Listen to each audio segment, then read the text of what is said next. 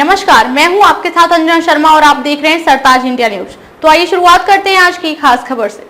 महाराष्ट्र की राजनीति में आज एक महत्वपूर्ण क्षण देखने को मिला, जब करीब 18 वर्षों के बाद शिवसेना यूबीटी के अध्यक्ष उद्धव ठाकरे और महाराष्ट्र नवनिर्माण सेना मनसे के प्रमुख राज ठाकरे एक ही मंच पर उपस्थित होंगे। यह मौका है शनिवार को मुंबई के वर्ली स्थित नेशनल स्पोर्ट्स कॉम्प्लेक्स के डोम में आयोजित होने वाली शिवसेना मनसे की संयुक्त विजय रैली का। इस रैली का आयोजन महाराष्ट्र सरकार के एक विवादास्पद फैसले के खिलाफ किया गया है, जिसमें राज्य की प्राथमिक कक्षाओं में हिंदी भाषा को अनिवार्य करने का निर्णय लिया गया था। इस निर्णय को लेकर दोनों दलों ने मिलकर विरोध जताया और इसे मराठी भाषा और संस्कृति के लिए खतरा बताया है। इस मुद्दे को लेकर शिवसेना और मनसे ने मराठी भाषी जनता को एकजुट करने का संकल्प लिया है। राज ठाकरे और उद्धव ठाकरे की यह पहली साझा मंचीय उपस्थिति पिछले करीब 2 दशक से चली आ रही है। राजनीतिक दूरी को खत्म करने का संकेत देती है। दोनों दल वर्षों से अलग अलग राजनीतिक जमीन पर काम करते रहे हैं, लेकिन अब मुंबई और महाराष्ट्र में आगामी स्थानीय निकाय चुनावों को ध्यान में रखते हुए मराठी समुदाय को एकजुट करना दोनों के लिए आवश्यक हो गया है। दोनों दलों ने यह रैली राजनीतिक रंग से अलग बताने का प्रयास किया है, लेकिन राजनीतिक विश्लेषक इसे आगामी चुनावों के लिए रणनीतिक गठबंधन की शुरुआत के रूप में देख रहे हैं। मराठी भाषी मतदाताओं को अपने पक्ष में करने के लिए यह कदम महत्वपूर्ण माना जा रहा है। महाराष्ट्र की राजनीति में मराठी पहचान और भाषा की भूमिका हमेशा से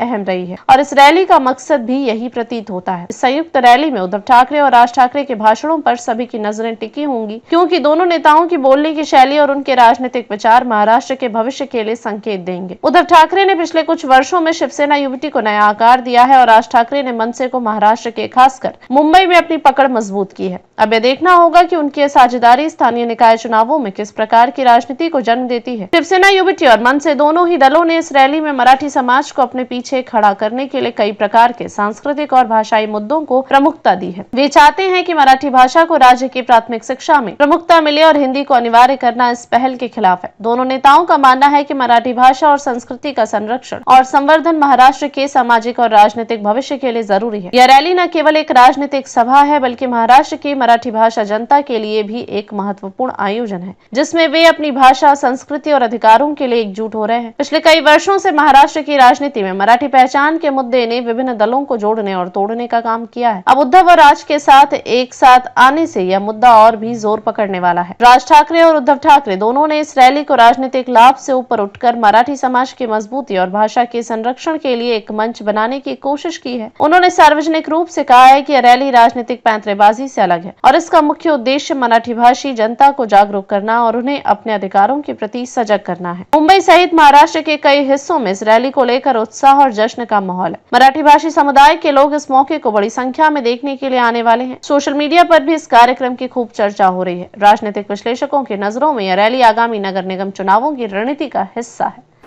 खबरों में अब तक ले बस इतना ही। फिर होगी आपसे मुलाकात कुछ ऐसी ही खास खबरों के साथ। तब तक ले नमस्कार और देखते रहिए सरताज इंडिया न्यूज।